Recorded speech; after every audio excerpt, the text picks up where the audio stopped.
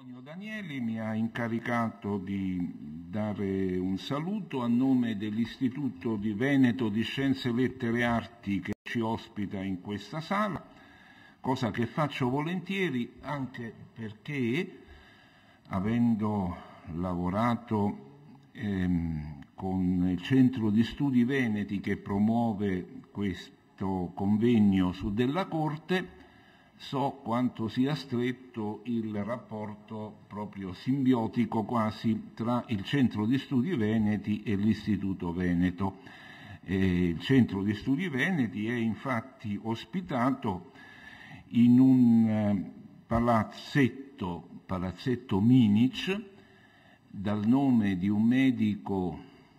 di origini dalmate, come indica il cognome. Questo palazzetto si trova alle spalle di Palazzo Loredan, che è la casa madre dell'istituto, ed è un frutto di una donazione che permette all'Istituto Veneto di continuare a lavorare con una disponibilità economica che è stata intaccata dalla crisi ma non compromessa, il che ci permette di lavorare con un po' meno di ristrettezze di quello che avviene comunemente agli istituti consimili. E la collaborazione tra il Centro di Studi Veneti e l'Istituto è stata sempre molto stretta. L'istituto poi ha una classe di scienze e una di lettere e naturalmente pubblica, oltre agli atti, come ogni accademia, pubblica anche una serie di memorie dove gli studi storici e letterari e di varie filologici sono ampiamente rappresentati. E dunque oggi, continuando questa bella collaborazione tra università, centro interuniversitario e istituto, abbiamo questa giornata che siamo lieti di accogliere. E quindi buon lavoro e buona giornata di studio. Grazie moltissimo al professor Francesco Bruni, che tra l'altro presiederà la prima parte della mattinata. E prima di dare la parola alle autorità presenti, desidero, a nome del Comitato Scientifico del Convegno, dare davvero il benvenuto a tutti, ai tanti studenti che ci sono in sala, al pubblico in generale, ai relatori che hanno accettato di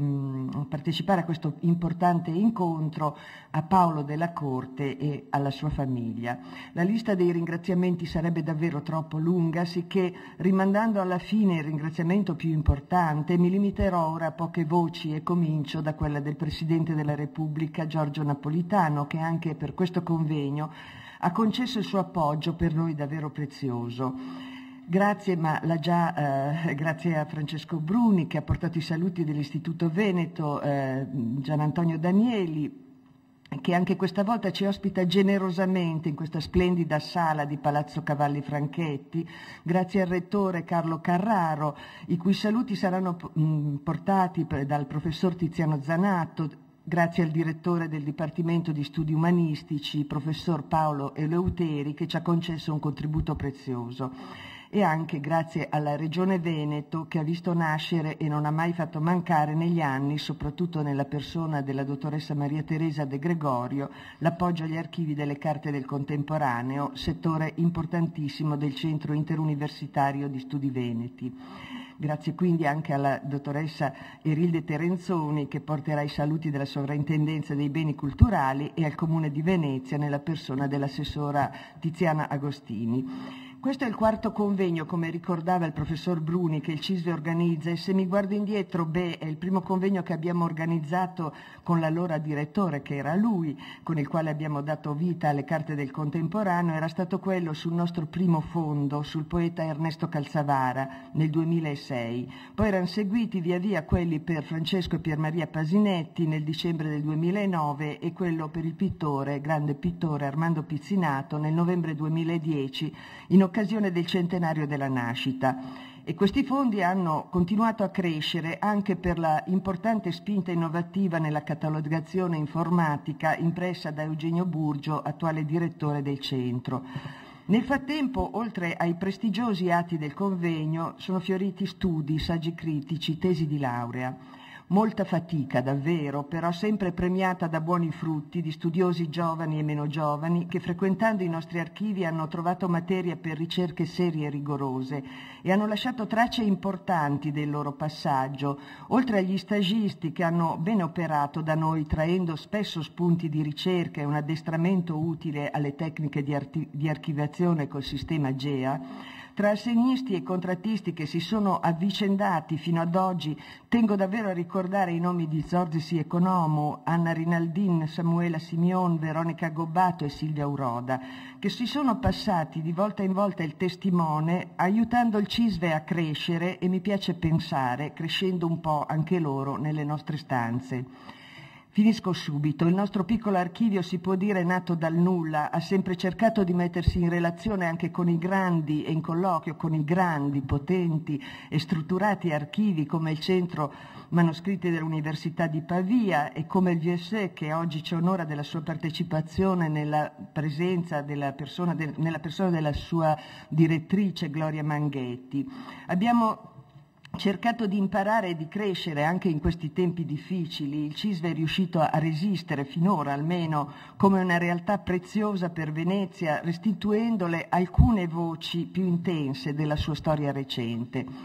Mi piace pensare che questo convegno possa ridare l'attenzione che merita a Carlo Della Corte, un veneziano che, come emergerà dai lavori e dalla bellissima mostra documentaria curata dalle dottoresse Gobbato e Uroda, qui di fronte a Palazzo Loredan, che è visitabile da subito, vero credo? No, da subito, state qua naturalmente. Carlo Della Corte è stato uno dei protagonisti civili e intellettuali di cui questa città davvero dovrebbe diventare fiera, dovrebbe essere fiera. Chiudo con un grazie insieme personale e collettivo a nome di tutto lo staff del CISVE passato e presente e di Ca' Foscari, un grazie a Paolo Della Corte che ha donato le carte del padre aiutando tutti noi a valorizzarle, certo con l'amore di un figlio per il padre perduto, ma anche con la consapevolezza così rara, devo dire, negli eredi, che quando una personalità è bella e pregevole come quella che è stata quella di suo padre, di Carlo Della Corte, dico, bene, allora diventa un patrimonio collettivo da difendere, da proteggere, da studiare, da approfondire e direi da condividere senza egoismi. E chiedo adesso a Tiziano Zanato se si accomoda qui per un saluto da parte del nostro rettore Carlo Carraro.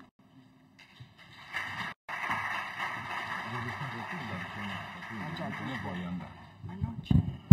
la regione, tu vedi? No. Buongiorno a tutti, sono qui nell'insolita veste di rappresentante del rettore dell'Università di Venezia Carlo Carraro, che è impegnato in altre situazioni evidentemente più importanti e quindi ha delegato me, forse per affinità culturali, con quello che è il convegno. Questa giornata di studi mi pare sia doppiamente importante. In prima istanza è importante perché fa conoscere a un pubblico un po' più ampio dei soliti tre specialisti la figura di Carlo Della Corte, una figura poliedrica.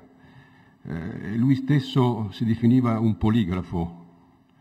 e oggi infatti saranno indagati vari aspetti della sua produzione molto varia, che ha toccato diversi campi di indagine. Io veramente devo confessare che di lui conosco molto poco e sono grato a Silvana per avermi passato un DVD che mostra una sua un'intervista monologo, si può dire, di una ventina di minuti che lui ha concesso alla RAI ancora nel 1981. In effetti io, che ormai non ho più un'età giovanissima, diciamo così, ricordo qualche intervento di Carlo Della Corte in televisione. le mie conoscenze dell'uomo, della persona e dello scrittore si fermavano lì. Devo dire che grazie a questo DVD qualcos'altro, forse poco, comunque qualcos'altro ho capito di questa personalità che è vissuta abbastanza in margine, mi pare, e questo DVD che ho visto mette in mostra il grandissimo legame, il grande amore per Venezia e per i veneziani che aveva Carlo della Corte, anche se va chiarito che non era la Venezia ufficiale, quella turistica, era un amore per la Venezia dei minori o anche dei minimi, come lui dice, addirittura parla di una Venezia dei vinti, usa apposta questo termine verghiano per indicare appunto Venezia. E poi parla della Venezia fantascientifica. Fantascientifica in sé e anche ispiratrice di fantascienza, come poi si vede in alcune sue opere, racconti, romanzi. E poi affronta il tema della Venezia liquida, che era un tema quasi imprescindibile, liquida ovviamente per la presenza dell'acqua, ma liquida, lui dice, anche per la presenza del vino nella Venezia, il vino è la bevanda consolatoria di molti mali. E devo dire che qualche maschera di avvinazzato compare anche nella sua opera e probabilmente anche nei suoi versi, e specialmente nei suoi versi veneziani. Non saprei ad esempio interpretare diversamente questo potente stravolgimento di Leopardi, che adesso vi leggo. Leopardi, impareggiabile di «Se giovanezza hai, giovanezza è spenta», in questi versi dialettali: «Ti giovinezza, creatura imbriaga, brutta vaca che ti va via». Ed è veramente rovesciato da vari punti di vista, appunto, il topos leopardiano della giovinezza. Sono diverse declinazioni, insomma, di un tema eterno. Comunque queste sono solo impressioni estemporanee che lascio ovviamente la parola poi agli specialisti per analisi e conclusioni di rilievo. Ma dicevo che questa giornata è importante per due aspetti. Il primo ve l'ho detto, il secondo riguarda il centro che è responsabile dell'iniziativa di oggi, l'Archivio Carta del Contemporaneo, che fa capo al Centro Interuniversitario di Studi Veneti e a sua volta è collegato al Dipartimento di Studi Umanistici di Ca' Foscari. L'Archivio Carta del Contemporaneo, qualcosa ha detto Silvana prima, è oggi una bella realtà, grazie al lavoro, direi, soprattutto di Silvana, di molti altri ovviamente, i laureandi e i vari studenti o dottorandi che poi lei ha coordinato. Mi pare che l'aver acquisito in pochi anni gli archivi di Ernesto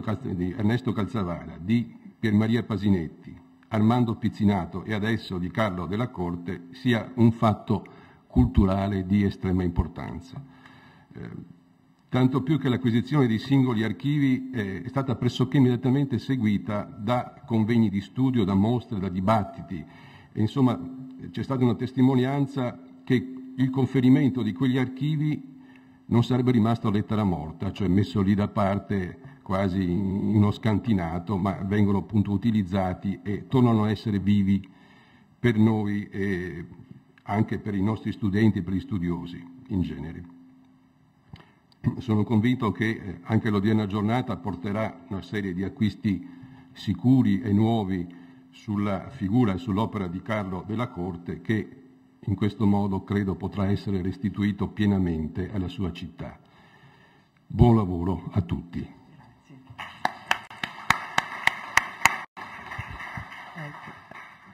Allora, se la dottoressa Erilde Terenzoni della Sovrintendenza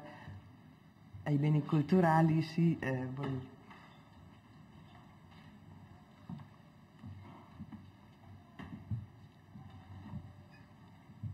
Allora, buongiorno a tutti, un grazie non formale agli organizzatori di questa giornata che consentono a un'istituzione, diciamo un istituto come la Sovrintendenza Archivistica di cominciare ad avere un rapporto più stretto con istituzioni vive sul territorio, e devo dire meritevoli, e delle quali mi sento veramente di elogiare non soltanto il lavoro che stanno facendo, ma anche proprio il taglio e il progetto che immagino sia a monte di questa iniziativa che vuole salvaguardare fonti contemporanee per la storia veneziana, ma non solo, perché i nomi che sono stati fatti dei produttori degli archivi che vengono conservati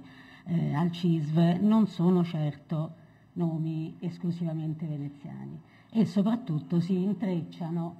con una storia del Novecento culturale italiana che è non solo importantissima, ma dal mio punto di vista piuttosto ignota. È un territorio su cui non ci siamo ancora avventurati, forse un po' perché è molto vicino e quindi non c'è ancora la distanza con la storia, forse un po' perché ci intimorisce, forse fare i conti con un periodo imponente che è vicino a noi e che pesa ancora e che comunque è ancora incombente nella nostra vita, forse questa è una cosa che ci mette un po' paura. E però ecco, io penso che a partire da proprio questi archivi si possa cominciare a fare dei ragionamenti anche diversi. Vorrei appunto solo condividere con voi un paio di riflessioni, quindi non fare discorsi formali, li ho già esauriti, su proprio l'importanza di questi progetti. Vengo da un convegno napoletano di 2 giorni in cui si parlava di un progetto per una rete degli archivi dell'arte e della cultura del Sud, e per esempio la cosa che è emersa subito è che in realtà la rete non risolve i problemi che sono alla base delle questioni che riguardano sia la conservazione di questi patrimoni, sia la loro diffusione e la loro conoscenza allargata nel corpo sociale. La rete non basta, una rete di servizi è utilissima, però bisogna andare oltre, bisogna cominciare a creare un sistema del patrimonio culturale e archivistico, e quindi documentario. Quando dico documentario e archivistico, chi si occupa di questi archivi sa benissimo che non parlo delle carte tradizionali che si trovano in un archivio, i conti, gli statuti, sicuramente gli epistolari, ma parlo di materiali documentari anche diversi, nuovi, tra virgolette, tante foto, multimediali, audiovisivi, e dobbiamo fare i conti con tutte quelle forme di documentazione del contemporaneo che non lasciano tracce. E poi dobbiamo pensare ai documenti digitali. Quindi questi archivi pongono dei problemi molto pesanti anche dal punto di vista teorico, e su cui è necessario lavorare. E ecco, su cui bisogna andare oltre la rete, bisogna creare un sistema, e creare un sistema vuol dire lavorare anche ai presupposti metodologici, vuol dire scambiarsi le informazioni, vuol dire condividere gli strumenti di lavoro, e quindi ecco, io penso che il lavoro che si sta facendo qua possa essere davvero molto importante. E da questo punto di vista segnalo uno sforzo grande che l'amministrazione degli archivi ha realizzato ultimamente, ed è la costruzione di un sistema archivistico nazionale che è in rete e che raccoglie tutte le informazioni relative tecniche, quindi che cosa sono gli archivi, che cosa contengono, dove sono conservati, chi li conserva, e quindi molto sintetiche ma nazionali, cioè in questo sistema archivistico sono ricercabili tutti gli archivi di Italia, quindi è significativo entrare in questa rete, e questa è veramente una rete di servizi, e quindi penso ecco, che si possa pensare a già un ingresso di questi archivi, e questo è un lavoro che svolge la Soprintendenza Archivistica, la quale ecco, che cosa fa? Esercita la tutela sul patrimonio archivistico, e quindi si occupa di far emergere, individuare quegli archivi privati che non sono nelle istituzioni pubbliche che siano archivi di Stato o che siano archivi comunali, biblioteche civiche, quindi che non sono al sicuro, che sono invece sul territorio. E questa tipologia di archivi è esattamente la tipologia di cui stiamo parlando, che è comunque la più esposta a rischi di dispersione. E quindi ecco, corre l'obbligo di fare formalmente questo, ma non solo, un ringraziamento alle famiglie ed ai proprietari di questi archivi che sentono questa esigenza di ricoverarli in un'istituzione che dia loro la garanzia di conservarli nel tempo e soprattutto di attivare progetti di valorizzazione significativa, perché non è una sensibilità come dire, comune, e questo denota una sensibilità più fine, più raffinata rispetto al contesto generale e proprio alla cultura. Quindi dagli archivi veneziani, a mio parere, io sono qua da non tanti anni, però ecco, mi sono già fatta un'idea, ma non era difficile, dagli archivi veneziani può avvenire veramente molto rispetto alla storia del Novecento, proprio perché Venezia ha esercitato ed esercita tuttora questo ruolo un po' di cerniera e comunque di punto in cui tutti passano, il che è un bene ma è anche un male. È un male se non riusciamo a tesaurizzare quello che si deposita in loco, e gli archivi potrebbero servire a questo. Ecco, chiudo con un'ultima osservazione che volevo fare, era riguardo a come dire, il significato, il valore aggiunto che questi progetti possono assumere quando sono affiancati all'istituzione universitaria, e cioè ad un ateneo, cioè il posto dove si fa formazione. Si possono utilizzare giovani, tesi e non tesi, ma soprattutto, e qui ci tengo molto a sottolinearlo, si può fare la ricerca, perché quando io vi parlo di condividere i metodi, non mi nascondo, né lo voglio nascondere a voi, che in realtà su questo l'archivistica deve ancora lavorare. Una cosa molto interessante che abbiamo visto a Napoli è stato un progetto di ricerca su banche dati artistiche, realizzato però da un gruppo di giovani, da un team di giovani appunto collegati all'università, che proponeva delle piste di ricerca veramente molto innovative nei modi e nei risultati, e questo secondo me è il tema su cui bisogna interessarsi per poter agganciare allo studio, alla frequentazione e all'amore di queste carte il pubblico dei giovani, che sono veramente la nostra risorsa, soprattutto in un momento in cui tutto il settore della cultura, non ce lo nascondiamo, sta attraversando un periodo critico e difficile, dove bisogna proprio creare un pensiero nuovo e più lucido. Quindi, come dire, vi ringrazio e vi auguro un buon lavoro. Grazie mille a lei.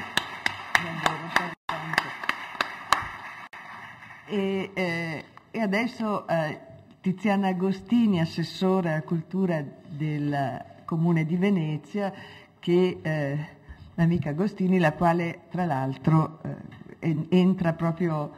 si può dire se non sbaglio, proprio ad hoc, perché nella sua antologia da lei curata ha proprio inserito Carlo della Corte, prima ancora di sapere di questo convegno, credo. Buongiorno a tutti, ho molte complicità nel intervenire qui e quindi anche responsabilità che in questa fase della mia vita devo declinare in un'ottica amministrativa, civile, politica, sociale, come la vogliamo dire. Ho lavorato 3 anni al CISVE, prima sotto la direzione di Giorgio Padoan e poi sotto la direzione di Francesco Bruni, e quindi conosco bene questa realtà che vedo con grande gioia, nel senso della città, essere cresciuta in una dialettica e costruzione positiva con l'Istituto Veneto di Scienze, Lettere ed Arti. Stiamo parlando di 2 straordinarie istituzioni nate con storie diverse, ragioni diverse, ma che concorrono in questo momento a restituire il pieno significato dell'essere Venezia. Essere Venezia nel senso di vedere, soprattutto rispetto alla memoria novecentesca, come questa città abbia prodotto cultura e abbia prodotto significato culturale non soltanto in un'ottica diciamo urbana, civica, ma in una dimensione italiana e internazionale. Da questo punto di vista, riprendere in mano la figura di Carlo della Corte è un fatto fondamentale per la cultura novecentesca e per la ridefinizione di una nuova immagine culturale della città di Venezia. In una antologia che ho appena pubblicato, in cui facevo una ricognizione degli autori novecenteschi di questa nostra città, dell'Unità d'Italia, diciamo meglio, appare evidente come il primo Novecento sia sul piano delle lettere molto ricco a Venezia per quanto riguarda gli apporti esterni, ma estremamente stanco, potremmo definirlo, per quanto riguarda gli apporti locali. Invece nel dopoguerra, che collochiamo attorno agli anni, fine anni 50 inizio anni 60, quindi un po' più avanti, appaiono delle singole figure fondamentali per ripensare e ridefinire l'identità stessa della città. Una di queste figure fondamentali è proprio Carlo della Corte, che mette da parte tutta la rievocazione nostalgica che era durata anche troppo e invece cerca nuove piste di narrazione, nuove forme di rappresentazione artistica. Si deve a Carlo della Corte l'interesse italiano per la letteratura fantascientifica, per il fumetto. Si devono a lui storie nuove nelle quali, di alcune comparse a Venezia, di cui ho visto si parlerà nel pomeriggio, in cui si va a riesplorare una Venezia che è finita perché in primo luogo è finita nella volontà dei suoi concittadini, nella loro incapacità di ripensarsi. Quindi Carlo della Corte appartiene a questa stagione straordinaria per Venezia, che ripensa a se stessa ma la va a cercare fuori Venezia per riportare a Venezia nuovi sali e nuove suggestioni. E quindi parlare di Carlo della Corte oggi significa pensare al progetto Venezia, che era stato in qualche maniera elaborato, se vogliamo, attorno agli anni 60, 70 e 80 e che poi è un po' naufragato anche sull'onda travolgente, se volete, di una mercificazione turistica priva di significato. Semplifico con un concetto molto banale, però questo è il senso. Allora, andare a rivedere queste carte, studiare le carte, che è l'unico modo per dire le cose nella loro verità storica, non nella loro verità così assoluta, significa proprio offrire una chiave per il presente e anche riportare Venezia alla sua piena significanza. Una Venezia che però si avvalsa di figura come Carlo della Corte, che l'hanno costruita nella loro novità, nella loro solidità e anche nella capacità di sguardo, di andare oltre i linguaggi tradizionali per raccontare nuove storie. E credo che dopo questo convegno andremo a leggere gli apporti che i singoli studiosi poi svilupperanno proprio su questa figura che assumerà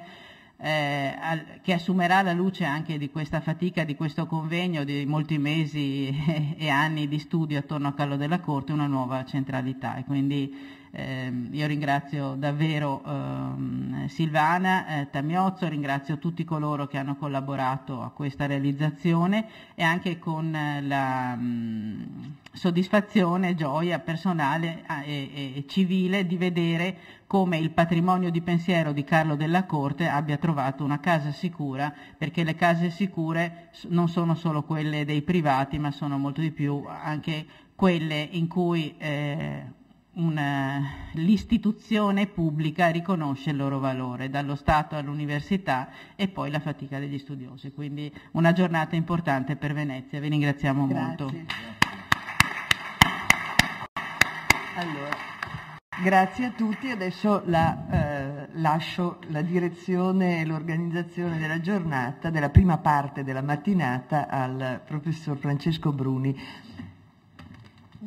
Bene, grazie. Allora, anzitutto chiamo i relatori della prima parte della mattinata, cioè Gloria Manghetti, Veronica Gobbato, Silvia Uroda ed Eugenio Burgio, che possono accomodarsi. Sì, ci sono anche le sedie, se venite.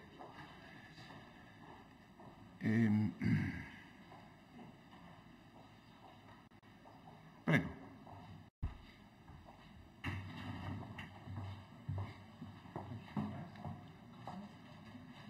Ci sono, prego.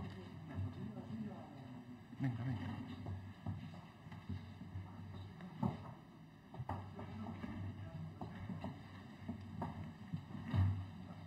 Anche io. Ci diamo, sì,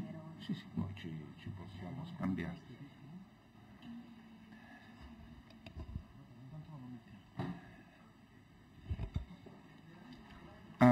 Si è già parlato dunque di questo, del Centro di Studi Veneti, di questa sezione animata da Silvana Tamiozzo-Goldman, che io comincio a sospettare che sia uno dei poteri forti di Venezia, dato che questi misteriosi poteri forti di cui tutti parlano e nessuno riesce a identificare perché sono forti, perché misteriosi e dietro le quinte, non trasparenti, e invece credo appunto che si possa cominciare a identificarne qualcuno in questa città, dal momento che Carlo della Corte è la quarta acquisizione del centro, grazie alla generosità del figlio, e non è l'ultima, ma speriamo che presto ci siano altri ingressi significativi sui quali però il segreto d'ufficio mi obbliga a tacere. Un po' di suspense va bene, insomma, no? E non parlo di della Corte perché non tocca a me farlo, perché ne sono ignaro sostanzialmente, i professori si sa, non devo dirlo neanche all'ultimo e più giovane, l'ultimo in ordine di età naturalmente, il più giovane degli studenti qui presenti. I professori non sono onniscienti, io sono particolarmente lontano da questa condizione e quindi ho un'idea molto generica della Corte, molto vaga. Mi sono fatto l'idea, non so se sia giusta, che si tratti di un operaio dell'intelligenza, secondo una definizione che risale al 1873, quando il padre degli studi scientifici di lingue e dialetti in Italia, grazie a Dio, Ascoli, scrisse un testo molto celebre, almeno insomma tra gli studiosi di queste cose, il proemio a una rivista da lui fondata in quell'anno, che era una forte critica al Manzoni e alle teorie linguistiche del Manzoni, più precisamente. E in questo testo Ascoli osservava come in Italia ci fossero tanti grandi, da Galilei allo stesso Manzoni, per non parlare di Dante o di autori più antichi, ma a suo avviso mancasse il tessuto connettivo di quella che oggi chiamiamo la cultura civile, di cui spesso denunciamo o la scarsezza o la mancanza o, io direi, le insufficienze. E questa cultura civile ha bisogno di un tessuto connettivo e della Corte mi pare che possa iscriversi in questa, almeno in prima approssimazione, per quel poco che ne ho capito e che ne ho sentito, possa iscriversi in questa categoria, data la versatilità della persona, la continuità del suo operare tra televisione, giornali, case editrici, esercizio della poesia, del giornalismo, della scrittura creativa, di invenzione. Ecco, ora senza por tempo in mezzo diamo inizio ai lavori. Sono molto lieto che questi lavori siano aperti dalla dottoressa Gloria Manghetti di un'istituzione molto importante, non veneziana, non veneta, che è il Gabinetto VS di Firenze. Tutti conoscono, credo, il Palazzo Strozzi che sta dietro Piazza della Repubblica, ma mi diceva la dottoressa Manghetti pochi minuti fa che la sua casa non è Palazzo Strozzi, che è uno splendido edificio rinascimentale, ma è Via Maggio, che però pure non è tanto male, perché insomma dà su Piazza Santa Croce, e da vecchio professore di storia della lingua esibisco il mio piccolo spicccioletto di sapere. A Firenze non c'è via Gennaio, via Febbraio, quindi maggio non è il mese di maggio, ma è via Maior o Maius, cioè via Maggiore, e Firenze ha un po' a che fare con la lingua italiana, e maggio è ben attestato nell'antico fiorentino. Vabbè, scusate la pedanteria esibizionistica. Allora, la nostra ospite apre i lavori con un intervento intitolato dal gabinetto Gianpietro Vies per un itinerario tra archivi culturali e problematiche attinenti. Prego. Grazie. In primo luogo desidero ringraziare anch'io gli organizzatori per questa giornata e per l'invito a venire a parlare appunto del gabinetto Vies ed in particolare del nostro archivio contemporaneo. Quindi non parlerò però, come vedete dal titolo, dei contenuti di questo archivio e quindi dei fondi che conserviamo, dei materiali particolari, ma mi è sembrato interessante accogliere l'invito che mi è giunto dalle amiche Ricetta Ricorda e Silvana Tamiozzo di tentare di tracciare un itinerario tra archivi culturali secondo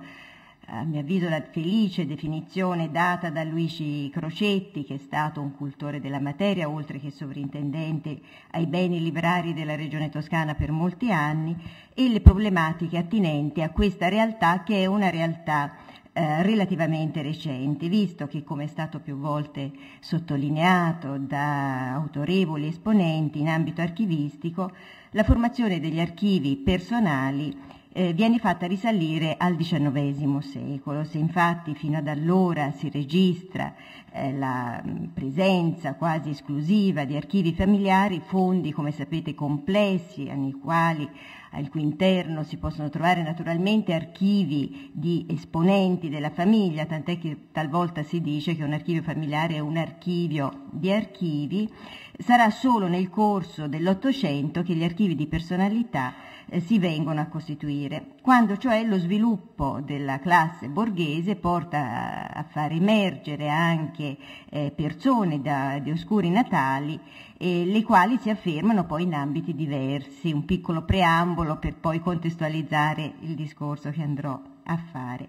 Si afferma appunto in ambiti diversi, politico, imprenditoriale, ma anche letterario, artistico e via dicendo, producendo una documentazione legata alle loro attività, una documentazione che si distingue come tipologia di materiali da quella tipica degli archivi familiari, che è prevalentemente di ordine amministrativo, perché spesso appunto questi archivi si sedimentano proprio sul nucleo della gestione del patrimonio di famiglia, e qui invece si ha a che fare con una tipologia diversa, prevalentemente per esempio corrispondenze, manoscritti, appunti di lavoro, ritagli, fotografie, ma anche onorificenze, oggetti, quadri, disegni, e questa documentazione poi, a seconda della specificità, no, dell'attività del soggetto produttore di quell'archivio, si differenzierà ulteriormente, e quindi negli archivi degli architetti sarà più frequente trovare lucidi e disegni, dei musicisti, partiture musicali, autografi musicali, appunto registrazioni, degli attori, copioni, locandine, foto di scena. Tuttavia, al costituirsi di questi archivi di persona non è seguita parallela, lo diceva poco fa la rappresentante appunto della sovrintendenza per il Veneto, un'attenzione specifica da parte dell'archivistica, che si è limitata a lungo a considerare tali fondi come una sorta di agglomerati diversi, talvolta anche di serie B, nel senso con un'attenzione per lunghi anni e insomma un po' distratta, che potevano suscitare l'interesse dello studioso, questi fondi, per alcune singole testimonianze letterarie, storiche, artistiche, ma non della disciplina chiamata appunto ad occuparsi dell'organizzazione esterna ed interna di un archivio. tant'è che tale documentazione, fatta eccezione per alcuni casi che vedevano protagonisti dai nomi insigni, è stata per molti anni ancora di competenza quasi esclusiva delle biblioteche, con risultati talvolta nefasti, facendo per esempio perdere ogni legame tra le lettere e gli autografi che si trovano all'interno del volume e i documenti dell'archivio vero e proprio. E qui apro, ma la chiudo subito perché almeno nell'esperienza del VSE mi sembra ormai superata ampiamente, una parentesi che sta tutta nelle parole di Paola Carucci, che è appunto un autorevole esponente appunto dell'archivistica, la quale affermava che se gli archivisti di massima sono abituati a far trattare il materiale bibliografico dai bibliotecari, è meno diffuso che quest'ultimi facciano trattare dagli archivisti il materiale documentario presente nelle biblioteche, e quindi questo con le problematiche che dicevo. Mi sembra però che sia un aspetto, almeno per l'esperienza del gabinetto VSE, ormai superata e ricomposta. Per molto tempo i fondi di persona così hanno continuato ad essere un po' trascurati, diciamo, senza rendersi conto che quelle trasformazioni sociali del XIX e XX secolo, che hanno così profondamente modificato stati, famiglie, individui, avevano anche interessato le forme e i contenuti degli archivi, ponendo nuovi e incalzanti interrogativi a 360 gradi, cioè le problematiche attinenti a cui fa riferimento appunto c'è nel titolo del mio intervento, che naturalmente sono problematiche che rese ancora più diciamo pressanti complesse dalla difficoltà del momento che attraversiamo, no? Naturalmente. Ne elenco un po': dagli aspetti della conservazione, condizionamento dei documenti, loro riproduzione a fini conservativi, con l'amletico dubbio microfilmatura e o digitalizzazione. Questa questione, noi lavoriamo al gabinetto VSE soprattutto su materiali degli anni 30-40, quindi con carte povere, inchiostri poveri, quindi questo problema è molto sentito. E vi dico subito che continuiamo, si è risolto l'amletico dubbio, si microfilma e si digitalizza ugualmente. È molto costoso, probabilmente dovremo prima o poi rinunciare, ma perché degli esperti ci dicono, poi ci consultiamo sempre, che insomma la microfilmatura sappiamo cosa avverrà da qui a alcuni anni, la digitalizzazione bisogna provvedere comunque a dei salvataggi continui. Ai criteri di ordinamento e descrittivi, ormai da anni incentrati sul tipo di software da adottare e sul se e sul come collegare alle banche dati online le immagini dei singoli documenti, su questo mi soffermo dopo. Dalle questioni relative ai problemi di tutela dei dati personali, mi riferisco in particolare alla tutela della privacy e dei cosiddetti dati sensibili, che è un aspetto molto delicato del nostro lavoro, avendo spesso a che fare con documenti dell'ultimo settantennio. Alle politiche di acquisizione e quindi valutazione economico-culturale del complesso documentario, gli expertise. Dalle buone pratiche per la fruizione degli archivi personali, una fruizione intesa nel senso più ampio del termine, fatte salve naturalmente le necessarie tutele di tutti gli aventi diritto, compresi gli studiosi interessati, per i quali per esempio varrà il diritto di prelazione. Ai rapporti non sempre facili e che comunque richiedono molto tempo con gli eredi. Dal diritto d'autore, intendo diritto economico d'autore ma anche diritto morale d'autore, alla valorizzazione dei singoli fondi e quindi promozione di edizioni di testi, organizzazione di mostre, convegni, seminari. Problematiche solo in minima parte accolte nel dibattito degli anni immediatamente precedenti alla legge sugli archivi del 1939, la 2006, dibattito che peraltro non mancava di auspicare, come scrisse un cultore della materia nel 1937, Roberto Ridolfi, un censimento degli archivi privati, così da realizzare, lui la chiamava una rassegna superba di una nostra immensa ricchezza. E devo dire, appunto, si parlava prima, no, di questi sistemi informativi, noi siamo particolarmente fieri di questo SIUSA, Archivi delle Personalità, che effettivamente dà una carta d'identità a questi archivi e vedo con una possibilità di ricerche molto ampie. E comunque con quella legge, che tra l'altro denunciava la difficoltà di individuare gli archivi di persona e quindi a dargli un'adeguata collocazione nel quadro archivistico generale, veniva finalmente riconosciuto un dato oggi per noi scontato, e cioè che anche i documenti privati hanno a tutti gli effetti dignità d'archivio. Un terreno su cui era ed è sicuramente difficile muoversi, nonostante che successivi provvedimenti legislativi, penso alla DPR 1409 del 1963, prevedessero per i privati proprietari, possessori e detentori di archivi o singoli documenti precisi diritti e obblighi, in primo luogo stabilendo, come sapete, con l'articolo 36 la dichiarazione di notevole interesse storico emessa dal sovrintendente archivistico. Ebbene, la realtà, come sanno coloro che operano in tale ambito, è assai complessa e variegata, e a distanza di 50 anni da quell'importante e fondamentale decreto del 63, poi superato da disposizioni successive, si può dire che purtroppo ancora oggi, come testimoniano tanti episodi che finiscono sulle cronache dei giornali, il privato cittadino continua a trovarsi nella condizione di poter evadere con estrema facilità la legge, così da smembrare, se volesse, il proprio archivio, venderlo, finanche esportarlo e o distruggerlo. Eppure,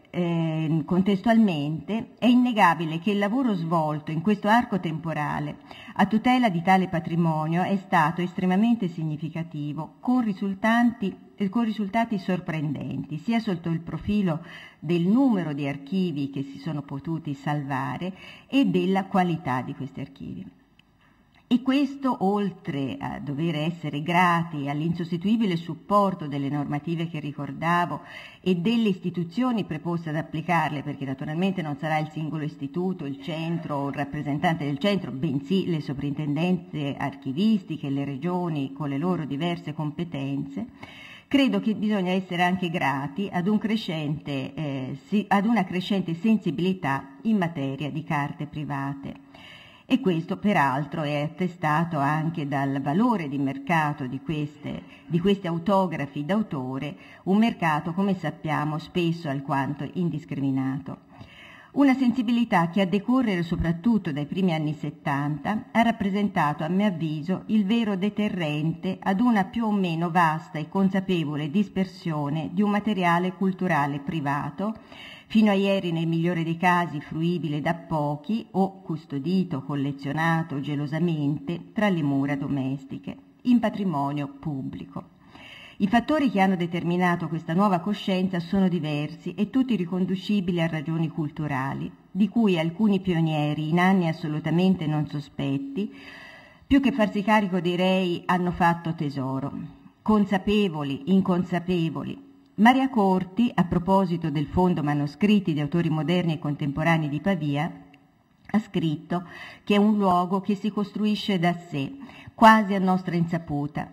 insistendo molto sulla componente della casualità, fino a sostenere che il caso, lo scriveva con la C maiuscola, è stato uno sponsor da non dimenticare in quei lontani anni 70. E mi ha fatto molto riflettere questa affermazione, perché poi rileggendo le pagine di Domenico De Robertis, che è stato a lungo nella commissione scientifica dell'archivio contemporaneo, De Robertis nel 1984, a breve distanza dalla scomparsa di Alessandro Bonsanti, e qui lo vedete il nostro direttore del gabinetto VSE in un momento drammatico, il 66, quando Strozzi appunto la biblioteca andò sott'acqua, e che è stato però anche l'ideatore e fondatore del nostro archivio contemporaneo nel 75, e qui lo vedete appunto in immagini dall'archivio, in un ritratto della Pinkerle. Abbiamo una bella quadreria che appunto Adriana Pinkerle ci donò,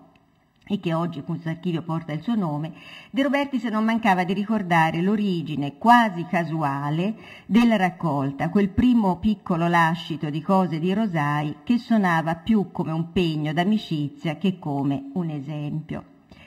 Tutto vero, eppure potremmo chiosare niente avviene per caso, come ben sapevano i due intellettuali, entrambi grandi, infaticabili e non certo improvvisati operatori culturali,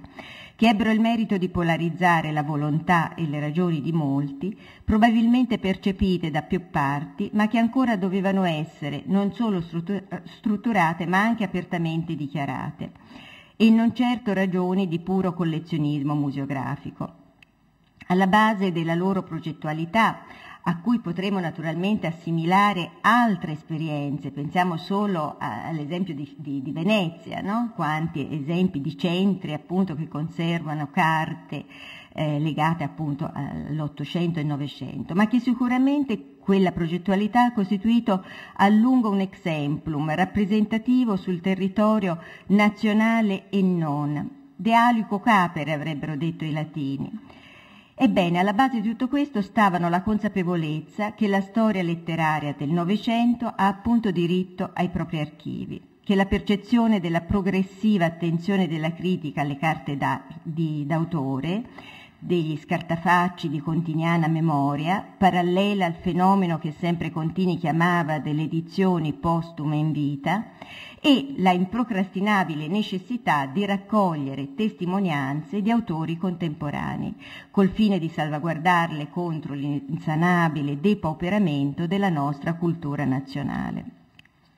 La risposta alle iniziative pavese e fiorentina fu immediata, tale da confermare che i tempi erano evidentemente maturi e crescente la domanda, perché, come scrisse Alessandro Parronchi, commentando negli anni '80 l'istituzione dell'archivio del VSE, in qualche modo questo luogo ci rassicura, dandoci il senso che di tante fatiche durate in una felice stagione della letteratura, il salvabile, o almeno quello che sembra tale, non vada distrutto. Una comunione di intenti che in Bonsanti fu contrassegnata da stile asciutto e discreto, tra frequentazioni amiche, raccoglimento, incontro con le cose amate, la letteratura, la musica, l'arte, la cultura tout court. E più tardi alcuni compagni di avventura avrebbero sottolineato come la caccia agli autografi e ai cimeli non rientrasse nell'universo dell'amico direttore,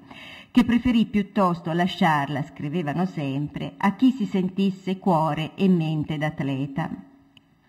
Un mix che peraltro non lasciava spazio ad approssimazioni, ben consapevole chi dal 1941, Bonsanti è stato per 40 anni direttore del gabinetto VSE, dal 1941 guidava il gabinetto VSE con la sua straordinaria biblioteca circolante, questa è l'immagine della Sala Ferri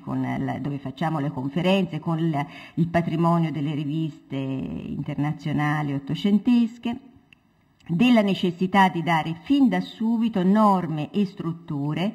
che avrebbero costituito solide fondamenta per il futuro dell'archivio contemporaneo, che di lì a breve sarebbe divenuto, lo diceva lo stesso Bonsanti, lo scriveva, un istituto dentro l'istituto. E insieme evitassero quelle norme un'aggregazione velleitaria, in qualche modo forzata, col rischio di alterare il delicato nucleo originario.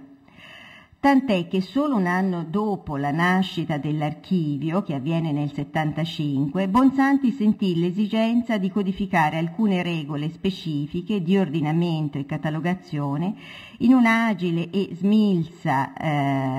dispensa rivolta a quanti a vario titolo erano chiamati ad occuparsi dei primi fondi pervenuti, l'archivio contemporaneo, scopi e norme,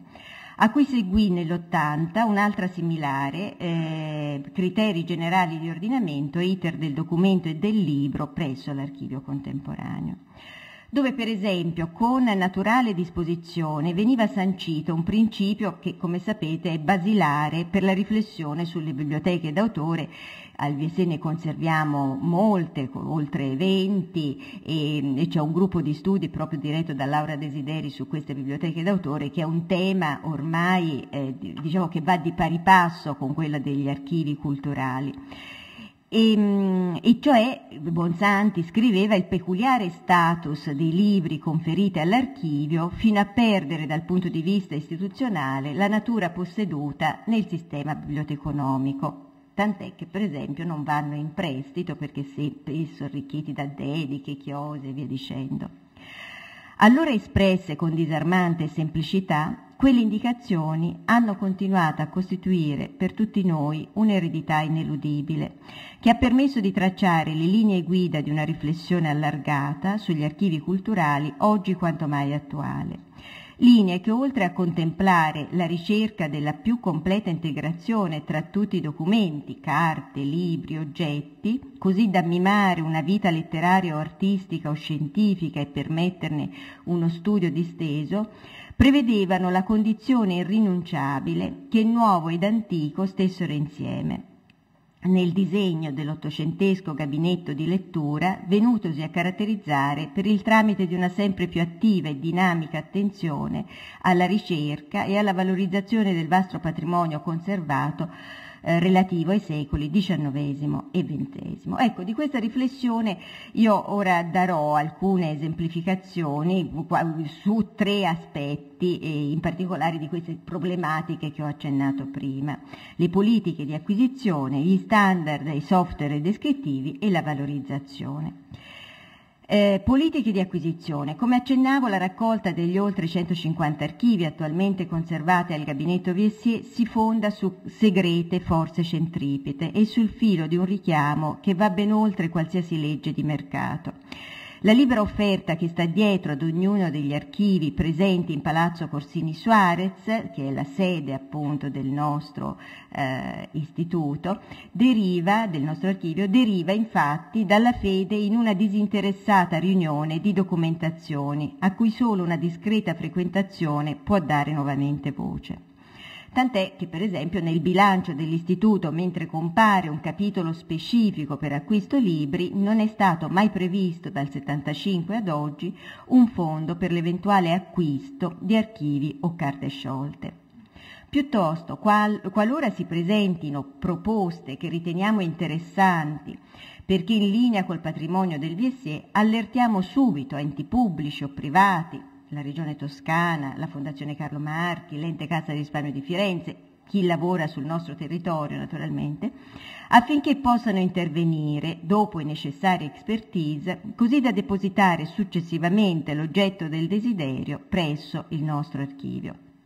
È avvenuto così, per esempio, per i fondi di Giorgio Caproni, Edward Gordon Craig, Emilio Cecchi, Giacomo De Benedetti, Fosco Maraini, Bino Samminiatelli, e recentissimo il caso di Pietro Pancrazzi, su cui mi soffermo un attimo perché è molto recente, perché è stata un'operazione complessa, ma era l'intendimento del nipote del grande critico, lo storico dell'arte Pietro Scarpellini. Al momento di cedere alla Regione Toscana l'archivio dell'adorato zio materno, sino ad allora custodito a Perugia, Scarpellini, in una lunga ed accorata lettera, poneva infatti una condizione inderogabile: che l'insieme trovasse collocazione presso il gabinetto Viessier di Firenze, secondo quello che fu il desiderio espresso dallo stesso Pancrazzi. L'auspicio di questa soluzione determinato dai legami culturali affettivi di Pancrazzi con la città di Firenze e con l'istituto predetto. E insieme, e questo mi sembra interessante, insieme, scriveva Scarpellini, dalla consapevolezza che questa collocazione inserirebbe il fondo Pancrazzi in un insieme omogeneo e coerente di fondi, così da ripristinare quel colloquio culturale che caratterizzò la sua vita intellettuale. Ecco, il progetto culturale, che conferma quindi il ruolo del nostro archivio, in una posizione sicuramente emblematica, ma proprio perché deriva non solo dall'eccellenza dei contenuti e dei soggetti produttori rappresentati, proprio quanto piuttosto da questo progetto che affonda le radici in queste origini gloriose. Purtroppo, non mi soffermo qui, ma lo accenno, non sempre l'esito di queste trattative, di questi expertise è così felice. È il caso, ho rammentato il fondo di Giorgio Caproni, è stato un acquisto da parte della Fondazione Carlo Marchi, noi abbiamo l'archivio digitalizzato, microfilmato, catalogato online. E purtroppo saprete, perché fra l'altro quest'anno è l'anno del centenario della nascita di Caproni, quindi è stato molto festeggiato, giustamente, la biblioteca dello scrittore, con all'interno documenti che andrebbero ad integrare l'archivio ora al VSS, è stata venduta al Comune di Roma e quindi si trova a Roma. e un altro lotto,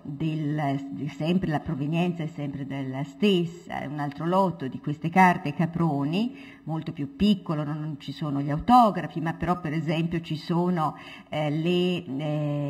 alcune corrispondenze, poche lettere, ma che vanno a completare le lettere che si trovano al VSI. È stata venduta appunto allo Stato, al Ministero, e siccome il gabinetto VSI non è un statale ma è un ente pubblico, non è potuto venire al VSI, quindi andai confluito, doveva andare alla Biblioteca Nazionale di Roma per agevolare, che mi viene da sorridere perché non è questo il modo di agevolare, è andato alla Biblioteca Nazionale di Firenze, quindi uno smembramento, e quindi però queste sono cose che capitano. Standard e software descrittivi. Dopo che Bonsanti aveva affrontato sin dalla fine degli anni 70 molte delle problematiche relative ai criteri di ordinamento, catalogazione e consultazione di archivi e biblioteche private, attorno alla metà degli anni 80 iniziò a farsi sentire l'esigenza di descrizioni omogenee, in particolare sotto la direzione del già menzionato Luigi Crocetti, che introdusse queste regole anglo-americane nella seconda edizione, uno standard diffuso a livello internazionale che permette di descrivere e registrare in forma normalizzata qualsiasi tipologia di materiale, dalla lettera ai baffi appunto di scena di Edoardo De Filippo che conserviamo. Questa è una banca dati che doveva rispecchiare le esigenze poliedriche dell'istituto.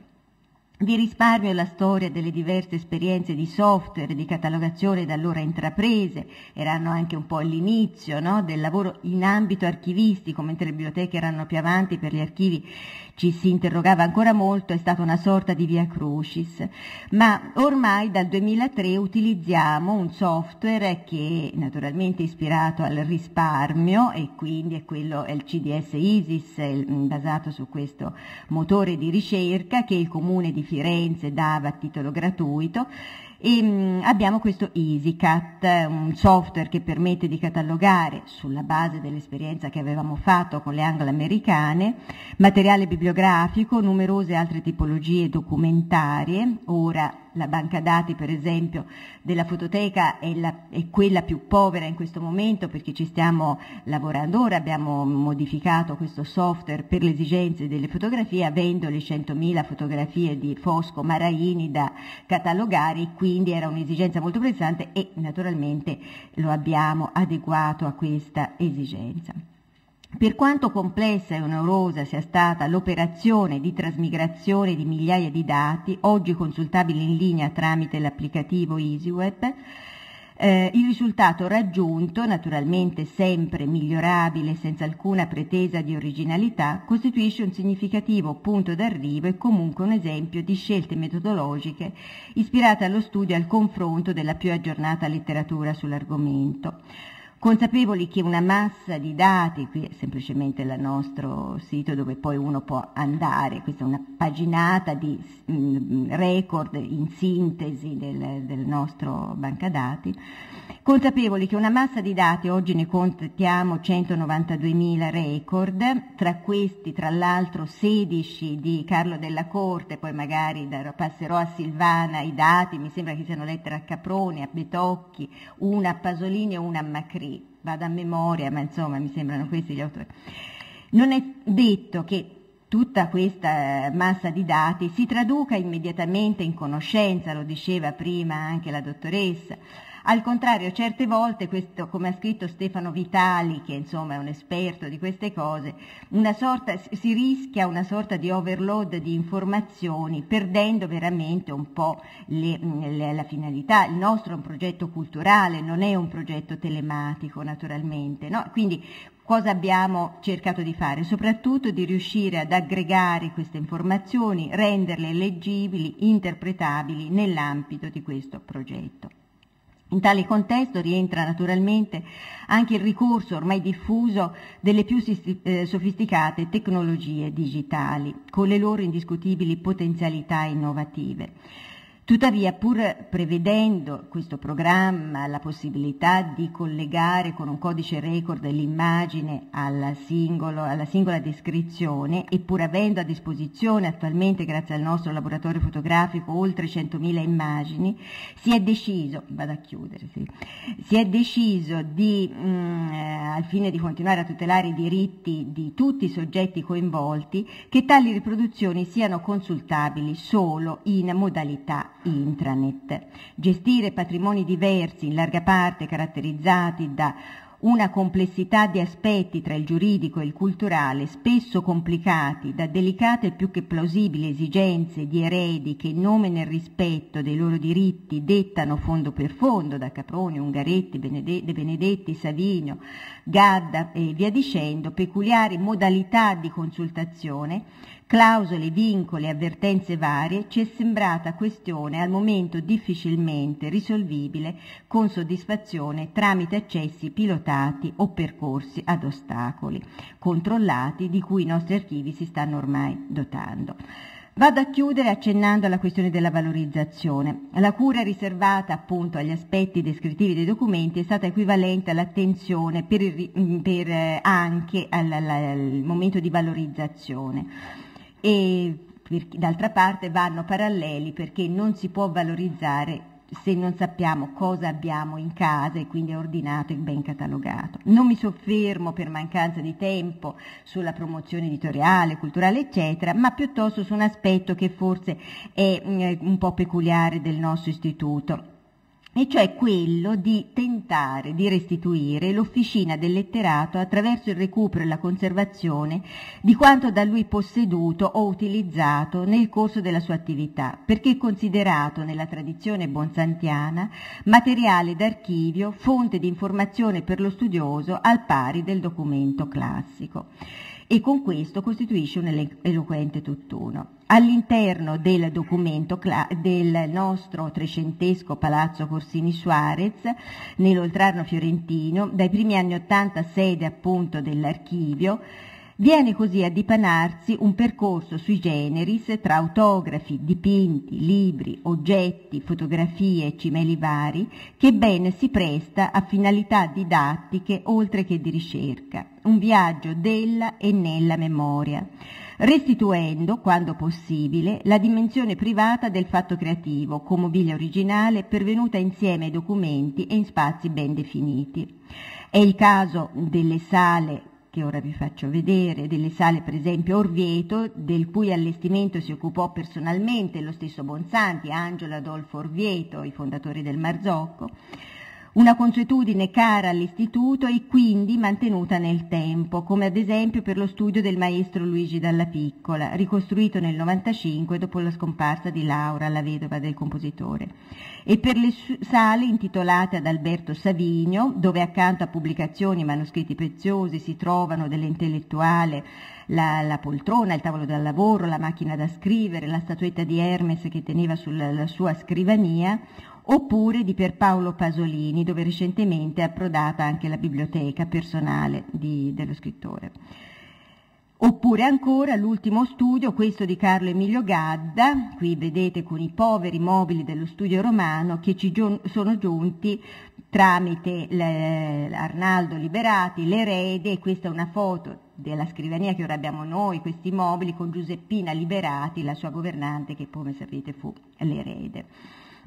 Una dimensione privata di cui è possibile pregustare un assaggio nelle vetrine collocate in uno spazio antistante alla sala consultazione, con i ritratti della Pinkerle che vi dicevo, dove per il tramite ad esempio della divisa e della baionetta di Rosai, dei soldatini di Savigno, della cassetta dei colori di Birolli, dei baffi di scena di De Filippo, del Nobel di Montale, se ne trova una significativa rappresentazione di questa dimensione, un momento espositivo che rientra in una ormai consolidata consuetudine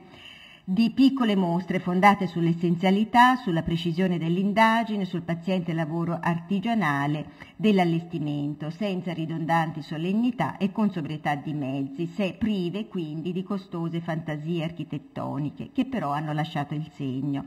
alcune di queste dedicate a Dessì, Pasolini, Bonsanti, Gadda. Per esempio la mostra di Gadda, Io sono un archiviomane, citando lo scrittore, che fu accompagnata anche da un video del restauro di queste carte che erano andate sott'acqua, appunto, e la storia sarebbe lunga, nel 66, e che comunque poi il nostro laboratorio di restauro ha recuperato. In questi giorni stiamo allestendo una mostra che inaugureremo il prossimo 13 dicembre dal titolo Scartafacci di Contini, per celebrare il centenario della nascita del grande studioso, le cui carte insieme ai libri si trovano a Firenze presso la Fondazione Ezio Franceschini, e insieme alla Fondazione abbiamo ricostruito il botta risposta fra le carte loro e quelle nostre. Vorrei chiudere a questo punto proprio nel nome di Contini, tornando da dove eravamo partiti, proprio con le parole che il grande critico scriveva nella nota al testo di un'edizione rimasta esemplare, l'opera in versi di Eugenio Montale, era il 1980. In questa nota, insieme a Rosanna Bettarini, informava di avere toccato con mano l'estrema dispersione dei manoscritti, fino al limite dell'eccentricità, tanto che quell'edizione, scrivevano loro, soffriva del limite di avere dovuto ignorare alcuni, forse molti autografi montaliani. Ebbene, concludo io, oggi come sappiamo la situazione è ben diversa, e questo convegno e questa mostra per della Corte ben lo dimostrano, rispetto a quella che denunciava il critico delle varianti per antonomasia e la sua allieva prediletta, i quali 32 anni fa, nella nota ricordata, lamentavano di aver potuto scrutinare soltanto i manoscritti resi accessibili per la compiacenza dei loro collettori, di cui 2 soli fondi pubblici presenti allora sul territorio nazionale. Scrivevano quello di Pavia e quello presso il gabinetto VSE di Firenze. Grazie.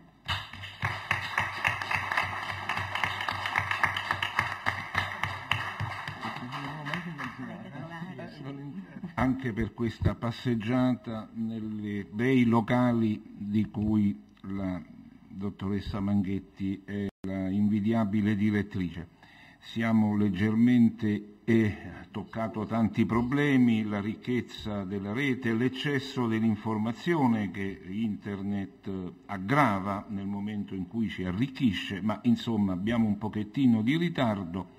e dunque do senz'altro la parola alla dottoressa Veronica Gobbato, che è giovane ma che ha un'anzianità di servizio ormai discreta presso le carte del centro. Ha bisogno... Sì.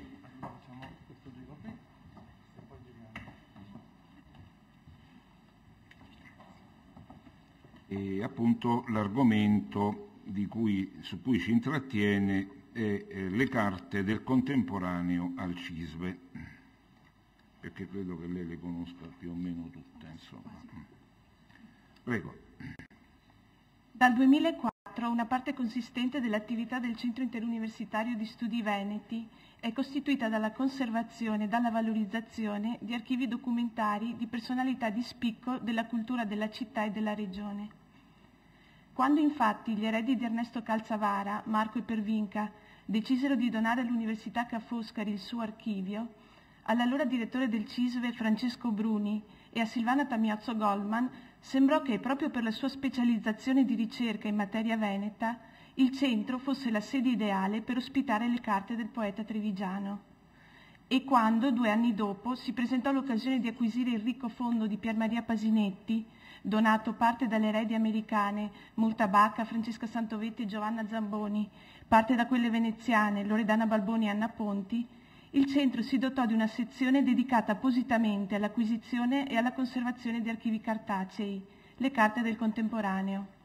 Dopo il fondo Pasinetti giunsero al CISVE anche le carte del pittore Armando Pizzinato, friulano di nascita ma veneziano d'adozione, anche se proveniente da 2 lasciti distinti, alcuni documenti posseduti dalla figlia Patrizia e le carte donate dall'artista Silvana Tamiozzo. Stavamo organizzando la giornata di studi per il pittore nel novembre del 2010 in occasione del centenario della sua nascita, quando ci imbattemmo per caso nella bellissima fotografia di Pizzinato nel suo studio. Contattammo allora il fotografo Paolo Della Corte e da quel momento iniziò la sua collaborazione con i nostri archivi, culminata nella donazione nel febbraio 2011 dell'Archivio del Padre Carlo Della Corte, cui è dedicato questo convegno.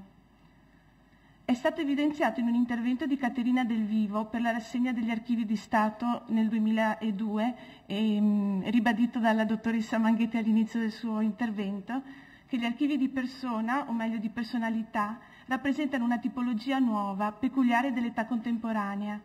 Essi si formano a partire dalla fine del XIX secolo e si diffondono soprattutto nel corso del XX, quando con la dissoluzione della famiglia patriarcale nell'individuo emerge la consapevolezza, cito, che può legittimamente aspirare a lasciare traccia e memoria di un significativo percorso biografico e culturale, a conservare quelle carte del sé come nucleo autonomo e come testimonianza di un percorso privato, anziché come parte di un contesto pubblico ufficiale.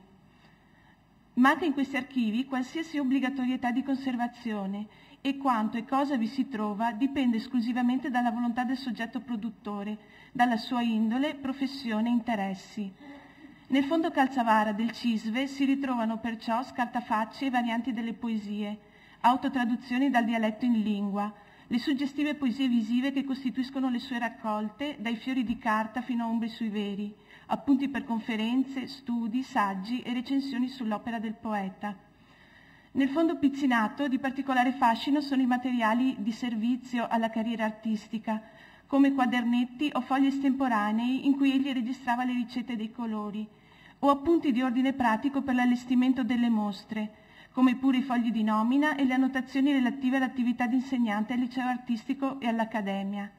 e ancora materiali preparatori per gli scritti dell'artista destinati alla pubblicazione, a corredo di cataloghi o dépliant, e di cui a suo tempo si notava la ricerca attraverso continue riscritture, anche su materiali estemporanei, di una forma che, eliminando qualsiasi traccia di retorica, corrispondesse pienamente alla verità del suo pensiero. Il fondo Pasinetti, quantitativamente il più cospicuo, testimonia i molteplici campi di attività dello scrittore. La narrativa, nell'archivio sono ben testimoniate ad esempio le vicende editoriali di Rosso Veneziano, le opere Il Ponte dell'Accademia, Piccole Veneziane complicate, Dorso duro, Il sorriso del leone, con le rispettive traduzioni in inglese per la prestigiosa casa editrice americana Random House e in francese per Liana Lévy, che procurarono a queste opere più successo all'estero che in Italia. Ancora l'ultimo romanzo pubblicato in vita dell'autore, a proposito di Astolfo, e i materiali preparatori dell'autobiografia Fate partire le immagini, pubblicata postuma da Silvana Tamiozzo. Vi si trovano inoltre documenti relativi all'insegnamento alla UCLA, gli scritti di critica letteraria, non dimenticando l'attività giornalistica, testimoniata da materiali che risalgono sin dai tempi dell'adesione al GUF, con la fondazione assieme al fratello Francesco del periodico Il 21, fino agli articoli dall'Estrema America per il Corriere della Sera. Del fondo della Corte parlerà ampiamente Silvia Uroda dopo di me. Resto nel fondo Pasinetti per indicare il fatto che, a differenza degli altri fondi documentari del centro, una parte rilevante di esso è costituita da carte di famiglia e fotografie, le più antiche delle quali risalgono al XVIII e al XIX secolo, tra cui c'è anche un autografo di Giuseppe Garibaldi, ma di cui la parte sicuramente più significativa è rappresentata dai documenti relativi ad Emma Ciardi, materiali principalmente fotografici e di cui molto è andato perso nell'incendio che interessò la casa di famiglia negli anni 70, e dal carteggio di PM con il padre e soprattutto con il fratello Francesco, uno dei primi in Italia ad occuparsi di cinematografia. Al CISVE si conserva la sua tesi di laurea Realtà artistica del cinema, la prima discussa in Italia dedicata all'argomento. E la cosiddetta ottava arte ha una posizione tutt'altro che marginale nelle carte del contemporaneo. Oltre ai documenti di Francesco Pasinetti e alle testimonianze documentarie, fotografiche ed epistolari di Pier Maria, il cinema costituì uno dei maggiori interessi per Carlo Della Corte. La parte forse più suggestiva dei fondi documentari del CISVE è costituita dai carteggi, in cui spiccano i principali nomi della cultura e della vita letteraria, artistica e culturale del XX secolo. Tra i tanti ricordo per il Fondo Calzavara Stefano Agosti, Mario Baratto, Gianluigi Beccaria, Luciana Borsetto, Maria Corti, Mario Chiesa, Biagio Marin, Mario Sansone, Vanni Schweiwiller, Cesare Segre, Giuseppe Tesio, Diego Valeri, Sandro Zanotto. Nel Fondo Pasinetti la preziosa corrispondenza familiare cui ho accennato è affiancata dalle lettere tra gli altri di Giorgio Bassani, Valentino Bompiani, Italo Calvino, Gianfranco Contini, Dante della Terza, Enrico Emanuelli, Alberto Mondadori, Goffredo Parise, Mario Praz, Allan Seeger, Andrea Zanzotto. Nel Fondo Pizzinato di particolare interesse sono le lettere con i principali artisti italiani del Novecento, tra cui i fratelli Balsaldella, Antonio Corpora, Renato Guttuso, Ennio Morlotti, Ernesto Treccani, con i galleristi e i direttori di importanti musei, per esempio Stefano Cairola, Rodolfo Pallucchini, Boris Piotrowski, con critici, letterati e giornalisti come Mario Alicata, Bobby Batzlen, Giovanni Carandente, Carlo Della Corte, Giuseppe Marchiori, Mario Rigoni Stern, Diego Valeri e Andrea Zanzotto. Data, come si diceva all'inizio, la mancanza in questi complessi documentari di qualsiasi vincolo conservativo, ad eccezione della volontà del soggetto produttore, al di là delle analogie tipologiche, corrispondenza, minute, documenti personali, ritagli stampa, fotografie, eccetera, ogni complesso documentario si presenta con proprie caratteristiche che ne plasmano la fisionomia. Nelle carte del contemporaneo, ad esempio, la tendenza all'ordine e all'archiviazione è molto più esplicita nel Fondo Pasinetti, in cui i documenti si presentano raccolti in cartelline d'autore con titolazione autografa, riferite all'anno di compilazione dei documenti ivi contenuti, o al corrispondente, o all'evento biografico a cui si riferiscono. Al contrario, la confusione testimoniata da molti amici nello studio di Armando Pizzinato si rispecchia nella forma di arrivo delle carte in archivio. La situazione di disordine dell'archivio è comunque la più comune. Essa rispecchia quanto a proposito delle proprie carte Roberto Roversi confidò all'immaginazione nel settembre 1992. Cito: «Il mio rapporto con i miei manoscritti è presto detto. Non li tengo ben custoditi nel canterano, ma all'aria aperta e nei luoghi più svariati, dove mi sia possibile collocarli. Sul tavolino, in un angolo della casa sotto la finestra, sopra una sedia, sotto una sedia, vicino a un armadio, sopra una pila di giornali o strizzati fra alcuni libracci in quarto in pergamena del Seicento.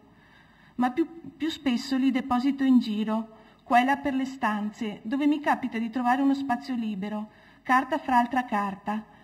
tanto che quei fogli li ritrovo poi a fatica. Dico sempre state lì e mi ricorderò di voi, poi invece scordo tutto, proprio tutto». Per fare ordine e far emergere le relazioni reciproche tra i documenti, spesso difficilmente comprensibili, ma che costituiscono l'essenza di ogni archivio, è quanto mai necessario l'ausilio di un software specifico per le operazioni di inventariazione, di necessità parallele e complementari a quelle di riordino materiale delle carte. Nelle carte del contemporaneo dal 2010 è stato adottato il database GEA, programma che consente una gestione completa delle attività d'archivio, sia per quanto riguarda le operazioni di back office, cioè l'inserimento delle schede archivistiche, l'organizzazione dell'inventario e la gestione dei ricercatori che hanno accesso alle carte, sia per il front office, la consultabilità dell'inventario stesso e delle schede archivistiche. Attualmente il Fondo Pasinetti è descritto in GEA da 5 serie archivistiche per un numero totale di schede documentarie inserite che si avvicina alle 10.000 unità, mentre 3 serie archivistiche sono state individuate finora sia per il Fondo Pizzinato sia per il Fondo della Corte.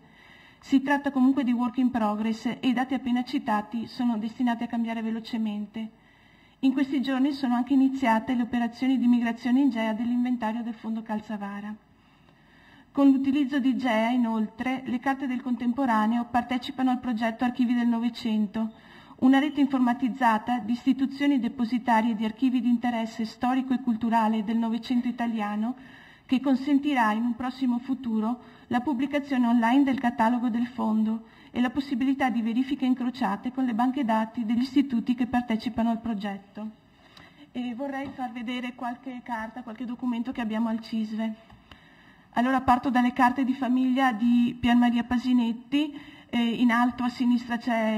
l'autografo di Garibaldi e una delle fotografie di famiglie con Pier Maria Piccolino in braccio al papà Carlo e Francesco Pasinetti in braccio alla mamma Maria Ciardi. mentre a destra c'è un albero genealogico compilato nel 1943 da Francesco Pasinetti.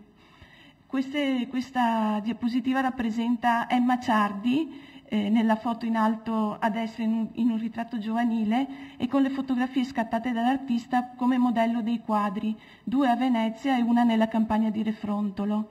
Mentre a sinistra c'è una pagina del dattiloscritto di Fate partire le immagini dedicata appunto alla zia Emma Ciardi.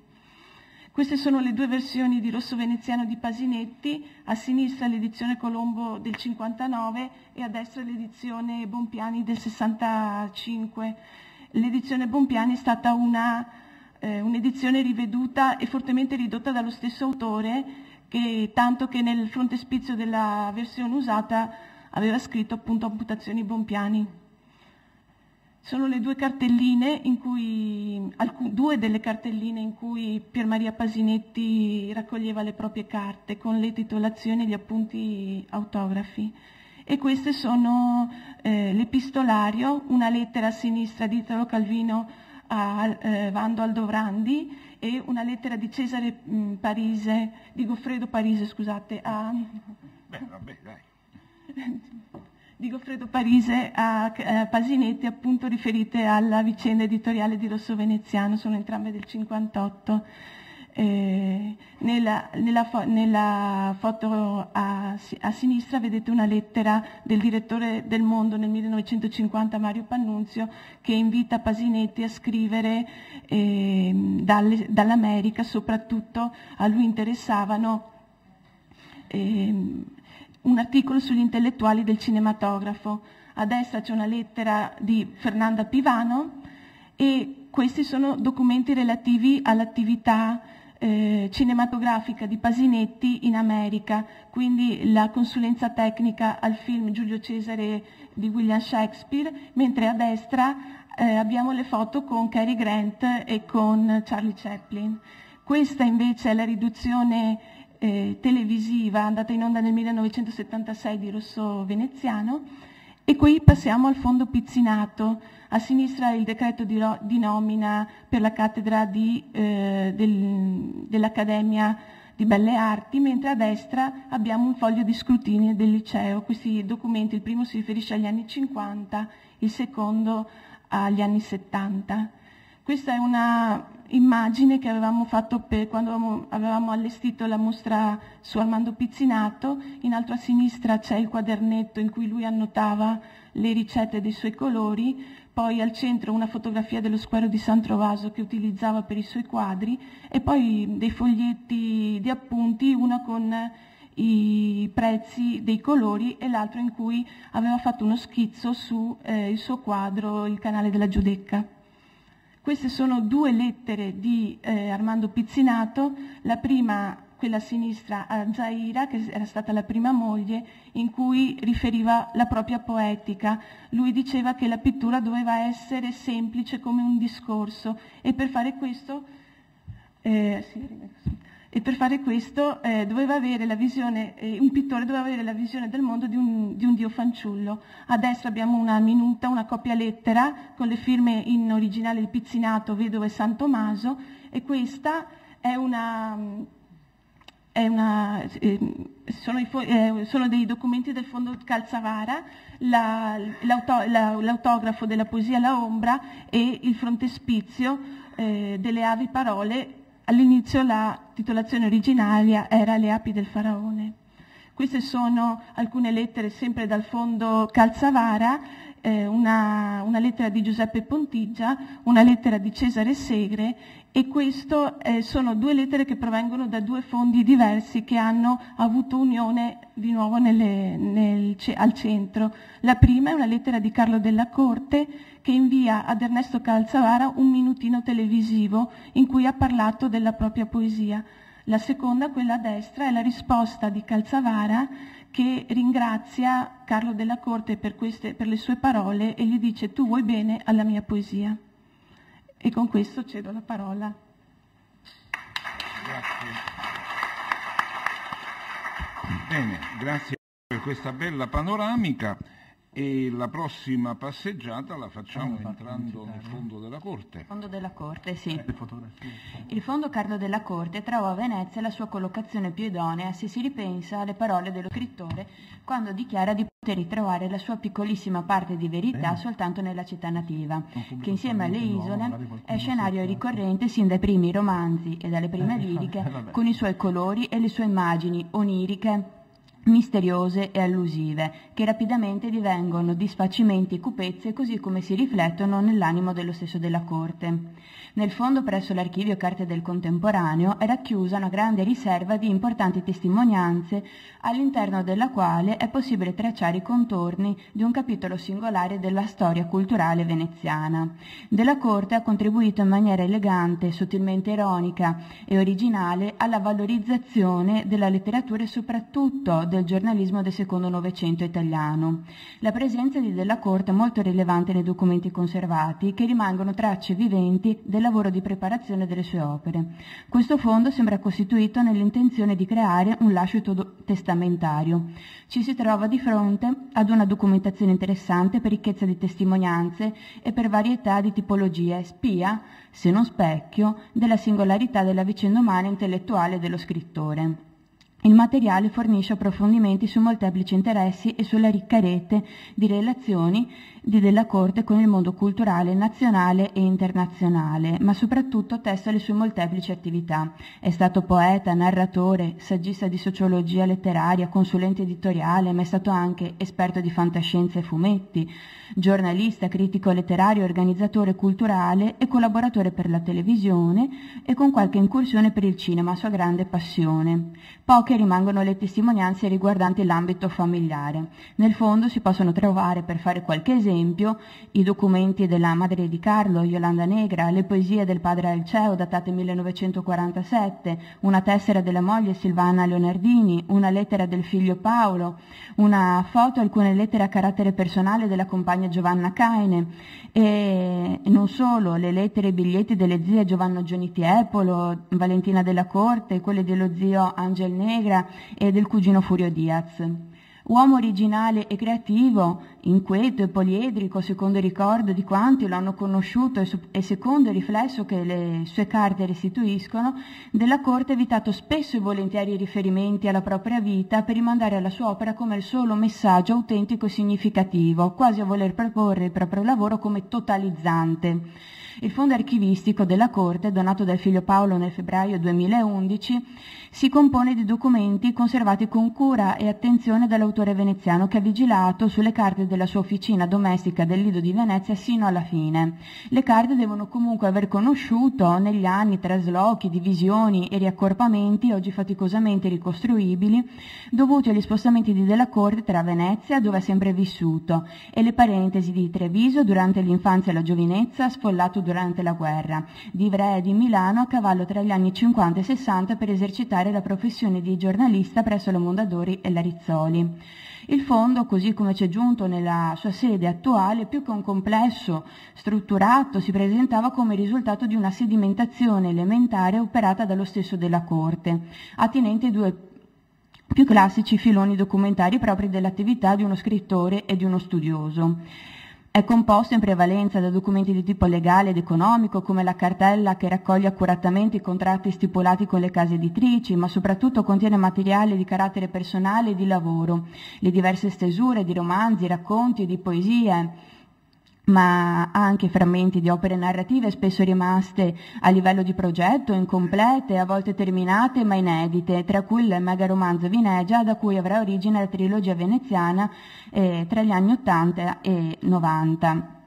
Accanto poi a scartafacci, carte residue relative ad alcuni progetti abbandonati, come l'opera di respiro autobiografico intitolata provvisoriamente Karl o Augustin von Rüdiger, oltre che rifacimenti, riduzioni per versioni televisive o cinematografiche. L'impegno con la RAI per programmi televisivi e radiofonici è documentato da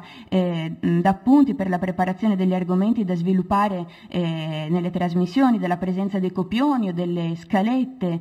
per le puntate di vari programmi, dall'elaborazione poi di numerosi progetti per trasmissioni poi non realizzate. In alcuni casi è possibile seguire tutte le fasi di elaborazione di un'opera, dall'idea originaria con appunti manoscritti più o meno frammentari, alle materiali poi di studio e di approfondimento, ritagli di giornale in primis,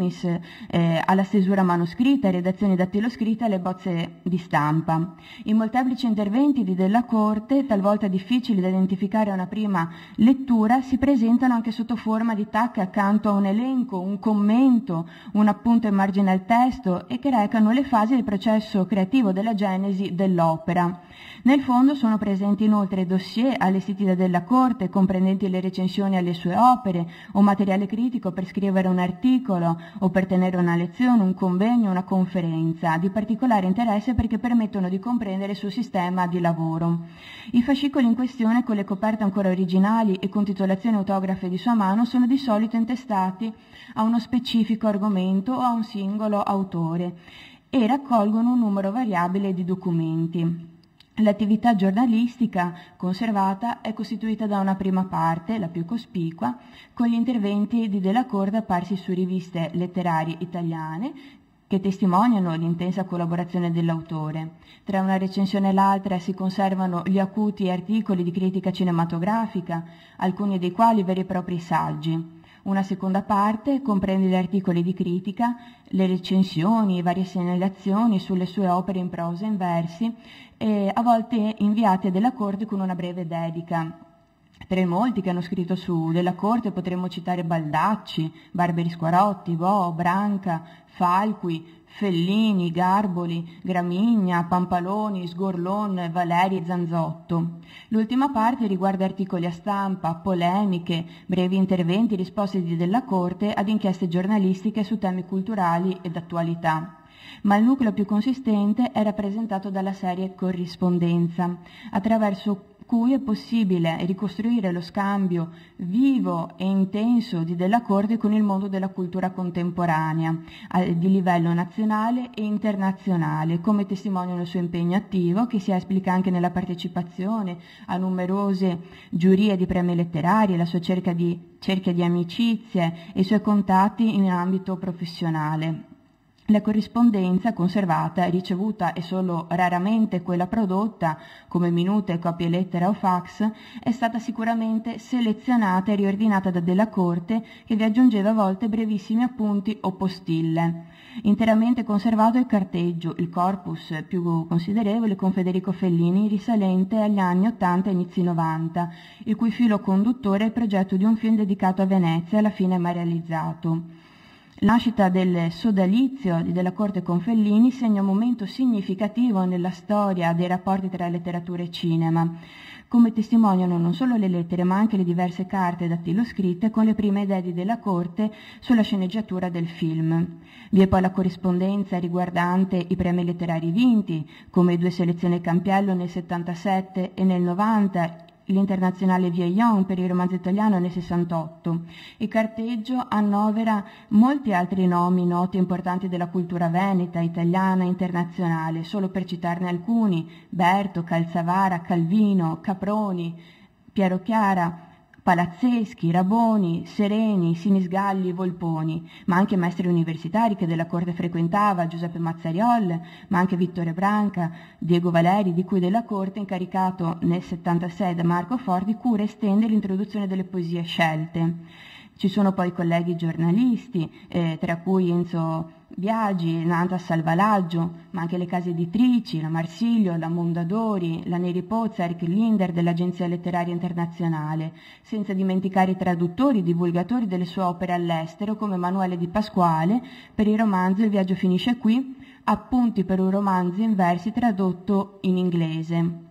I critici sono presenti, ma anche i direttori di riviste letterarie come l'amico Carlo Castellaneta. E infine il carteggio con Andrea Zanzotto, vero e proprio riferimento per Della Corte, che nel 1959 scrive l'introduzione alla raccolta poetica Larissa Cristiana. Questo carteggio costituisce quasi un caso a sé stante, quale esempio di contatto, di dialogo tra i fondi d'archivio della Corte, Pasinetti e Armando Pizzinato conservati presso l'Archivio Carte del Contemporaneo. Ora vi darò un assaggio dei documenti esposti alla mostra documentaria che vedrete poi a Palazzo Loredan. Qui abbiamo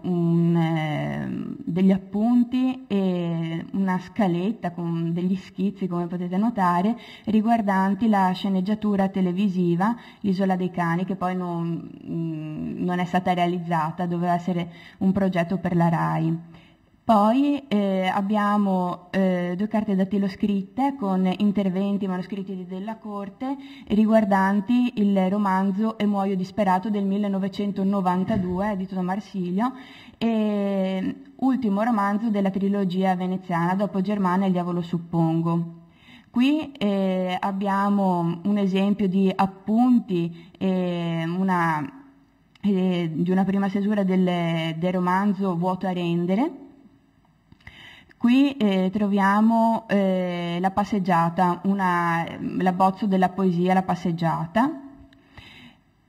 Qui abbiamo un esempio dell'attività giornalistica, e in questo caso ho scelto Cronoviaggio con Asmodeo, pubblicato nel 92, e con accanto una bozza che riporta ancora il titolo provvisorio In viaggio con Asmodeo e alcuni interventi di Della Corte. Abbiamo inoltre un quaderno, come vi ho spiegato prima, un quaderno, un dossier comprendente tutte le recensioni al romanzo I Mardochei. Qui ho fatto un esempio, un articolo, il romanzo di una generazione, uscito sulla provincia di Cremona, firmato da Gino Nogara. Poi abbiamo la corrispondenza, in questo caso il premio Charveillon, vinto per alcune comparse a Venezia nel 68, lettera firmata da Guido Calgari. Abbiamo poi una lettera, una delle poche, ahimè, di Aldo Palazzeschi del 68, sempre riguardante il romanzo di alcune comparse a Venezia del 68, una lettera di Italo Calvino del 63, una delle tante del carteggio cospicuo tra Fellini e Della Corte, risalente all'86, quindi già ad un primo abbozzo del progetto cinematografico Venezia. La traduzione che Emanuele Di Pasquale invia Della Corte nel 99 del romanzo Il viaggio finisce qui, appunti per un romanzo in versi, The Journey Ends Here, Notes for a Novel in Verse. E per concludere ho qui davanti a me un biglietto di Andrea Zanzotto del 61 e una lettera del 62 in cui Zanzotto commenta il libro Pulsatilla sessuata. Quindi Andrea Zanzotto è stata una vera e propria guida, un riferimento, un insostituibile riferimento per Della Corte, ed è proprio rappresenta un trade union tra i fondi conservati presso l'Archivio Carte del Contemporaneo.